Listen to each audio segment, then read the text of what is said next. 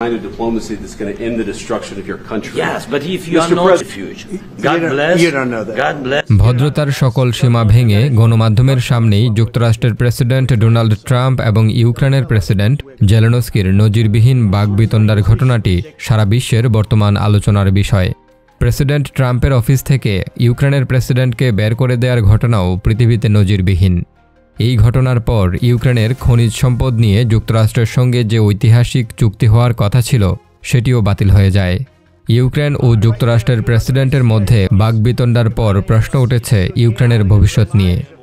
এই প্রকাশ্য দ্বন্দ্ব ন্যাটোর ইউরোপীয় সদস্যদের সঙ্গে যুক্তরাষ্ট্রের বড় ধরনের সংকটের ইঙ্গিত দিচ্ছে।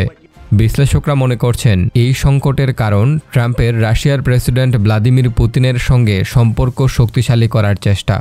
যদিও এই ঘটনার পর মার্কিন প্রেসিডেন্ট ট্রাম্প তার এক্স অ্যাকাউন্টে লিখেছেন, যখন জেলেনস্কি শান্তির জন্য প্রস্তুত হবেন তখন তিনি ফিরে আসতে পারেন। বিশ্লেষকরা বলছেন এখন ইউক্রেনকে নিয়ে মার্কিন মনোভাব কী হবে তা এখনই বলা যাচ্ছে না, তবে ভালো কিছু হবে এটাও ধারণা করা ঠিক হবে না। গুঞ্জন শোনা যাচ্ছে ট্রাম্পের সঙ্গে জেলেনস্কির বাগবিতণ্ডার পর মার্কিন প্রশাসন হয়তো ইউক্রেনকে সামরিক সহযোগিতা কমিয়ে দিতে পারে। যুক্তরাষ্ট্র এবং ইউক্রেনের মধ্যে সম্পর্কের প্রকাশ্য ভাঙ্গন পশ্চিমা সামরিক জোট ন্যাটোর সদস্য দেশগুলোর সঙ্গে যুক্তরাষ্ট্রের বড় সমস্যা তৈরি হওয়ারও ইঙ্গিত দিচ্ছে। মার্কিন প্রেসিডেন্ট ডোনাল্ড ট্রাম্পের পূর্বসূরি জো বাইডেনের শাসনামলে রাশিয়ার সঙ্গে যুদ্ধে ইউক্রেনকে গত ৩ বছর ধরে অর্থ ও অস্ত্র সহায়তা দিয়ে সমর্থন দিয়ে আসার নীতি গ্রহণ করে যুক্তরাষ্ট্র। কিন্তু ট্রাম্পের সঙ্গে বাগবিতণ্ডার এক বৈঠকেই এসব নীতি পাল্টে গিয়েছে।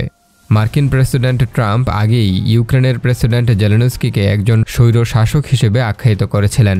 বলেছিলেন একটি মিথ্যার উপর রাশিয়ার সঙ্গে যুদ্ধ শুরু করেছে ইউক্রেন। শুক্রবারের ঘটনায় যুক্তরাষ্ট্রের সাবেক প্রেসিডেন্ট জো বাইডেনের গড়া ওয়াশিংটন কিয়েভ সম্পর্ক ভেঙে পড়েছে। এই প্রকাশ্য দ্বন্দ্ব ন্যাটোর ইউরোপীয় সদস্যদের সঙ্গে যুক্তরাষ্ট্রের বড় সংকটের ইঙ্গিত দিচ্ছে। ইউক্রেনের বাইরে ইউরোপের নিরাপত্তা নিয়ে যুক্তরাষ্ট্রের অঙ্গীকার নিয়ে আরও সন্দেহ এবং প্রশ্ন উঠবে বলে বিশ্লেষকরা মনে করেন। সবচেয়ে বড় প্রশ্ন হল প্রেসিডেন্ট ট্রাম্প কি 1949 সালে প্রেসিডেন্ট হেনরি ট্রুম্যানের দেওয়া প্রতিশ্রুতি রক্ষা করবেন? সেই প্রতিশ্রুতি অনুযায়ী ন্যাটোর কোনো সদস্য দেশের উপর হামলা হলে তা যুক্তরাষ্ট্রের উপর হামলা হিসেবে গণ্য হবে। বিশ্লেষকরা মনে করছেন মার্কিন প্রেসিডেন্ট ট্রাম্প রাশিয়ার প্রেসিডেন্ট পুতিনের সঙ্গে সম্পর্ক শক্তিশালী করতে ইউক্রেনের ওপর বড় ধরনের চাপ দিচ্ছেন, অথচ পুতিনকে বড় ছাড় দিচ্ছেন, যার মূল্য হয়তো ইউক্রেনকেই দিতে হবে। যুক্তরাষ্ট্রের অগ্রাধিকারের তালিকা থেকে ইউক্রেনের নিরাপত্তা এখন অনেকটা নিচে নেমে গেছে। এই ঘটনার পর ইউরোপীয় দেশগুলোও তাদের নিরাপত্তা নিয়ে শঙ্কিত।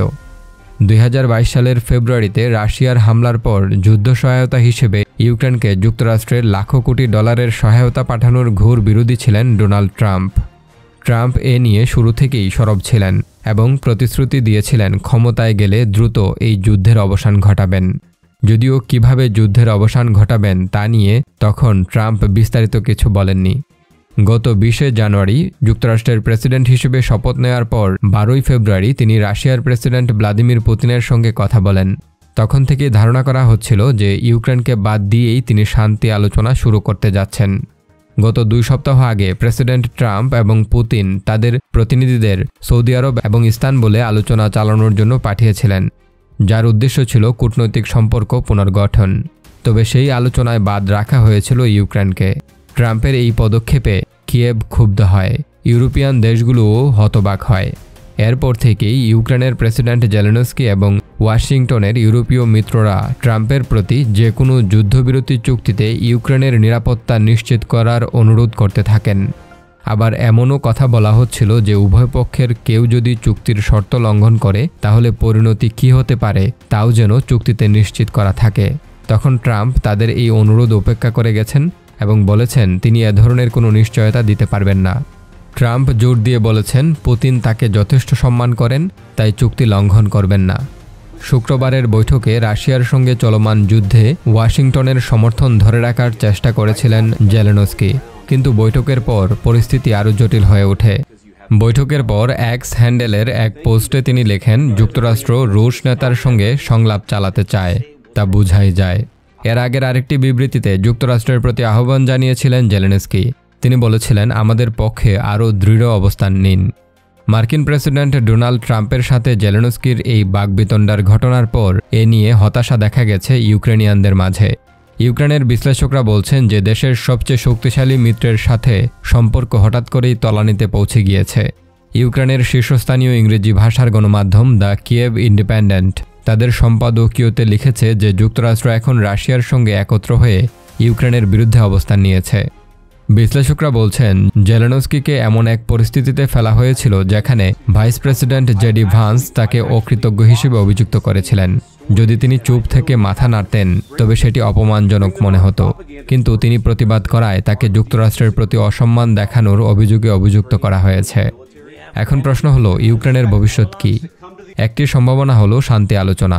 ট্রাম্পের নীতি অনুযায়ী ইউক্রেনকে রাশিয়ার সঙ্গে আলোচনা করতে বাধ্য করা হবে যাতে যুদ্ধ দ্রুত শেষ হয়। তবে এই শান্তির পথটি খুবই কঠিন, কারণ ইউক্রেনের জনগণ এবং সেনাবাহিনী তাদের স্বাধীনতা রক্ষা করতে চায়।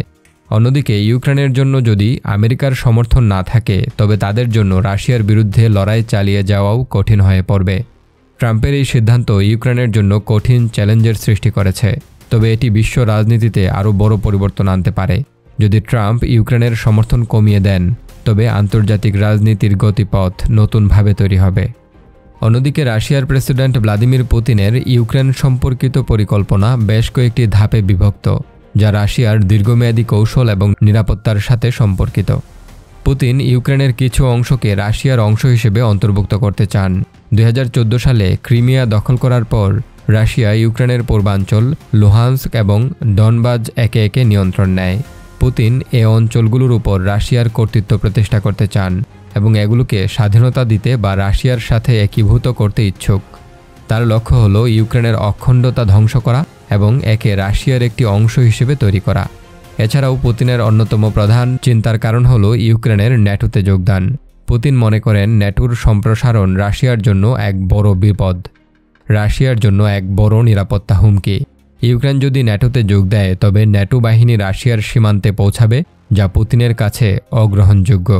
তাই তিনি ইউক্রেনের পশ্চিমী অঙ্গীকারকে প্রতিহত করতে চান এবং ইউক্রেনের ন্যাটো প্রবেশের পথ বন্ধ করতে চাচ্ছেন। পুতিন ইউক্রেনের মাধ্যমে শুধু রাশিয়ার সীমান্ত সংলগ্ন দেশকে নিয়ন্ত্রণ করতে চান না, বরং তিনি পুরো পূর্ব ইউরোপের রাশিয়ার প্রভাব পুনঃপ্রতিষ্ঠিত করতে চান। ইউক্রেনের উপর ক্ষমতা প্রতিষ্ঠা করলে রাশিয়া পশ্চিম ইউরোপের সঙ্গে যুক্তরাষ্ট্রের প্রভাবকে চ্যালেঞ্জ করতে সক্ষম হবে।